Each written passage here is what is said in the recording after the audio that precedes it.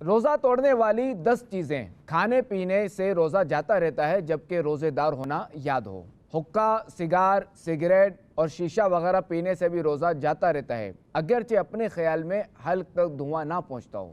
پان یا صرف تمباکو کھانے سے بھی روزہ جاتا رہے گا اگرچہ بار بار اس کی پیک تھوکتے رہیں کیونکہ حلق میں اس کے باریک اجزاء یہ پہنچ جاتے ہیں۔ شکر وغیرہ یا نمک کی ڈلی وغیرہ ایسی چیزیں جو منہ میں رکھنے سے گھل جاتی ہیں، منہ میں رکھی اور تھوک نگل گئے تو روزہ جاتا رہا۔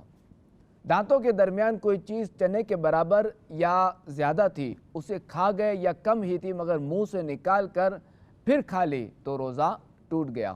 دانتوں سے خون نکل کر حلق سے نیچے اترا اور خون تھوک سے زیادہ یا برابر یا کم تھا مگر اس کا مزہ، اس کا ذائقہ حلق میں محسوس ہوا تو روزہ جاتا رہا، اور اگر کم تھا اور مزہ یعنی ذائقہ بھی حلق میں محسوس نہ ہوا تو اب روزہ نہ گیا۔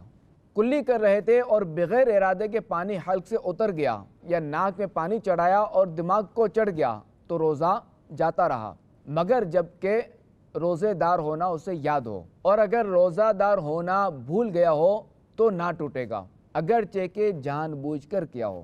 یوں ہی روزے دار کی طرف کسی نے زور سے کوئی چیز پھینکی اور وہ اس کے حلق میں چلی گئی تو روزہ جاتا رہا۔ جب تک تھوک یا بلغم منہ کے اندر موجود ہو اسے نگل جانے سے، اسے اتارنے سے روزہ نہیں جاتا کہ بار بار تھوکتے رہنا یہ ضروری نہیں۔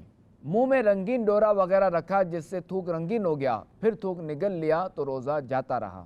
آنسو منہ میں چلا گیا اور نگل لیا، اگر قطرہ 2 قطرہ ہے تو روزہ نہ گیا اور زیادہ تھا کہ اس کی نمکینی پورے منہ میں محسوس ہوئی تو اب روزہ جاتا رہا، اور پسینے کا بھی یہی حکم ہے۔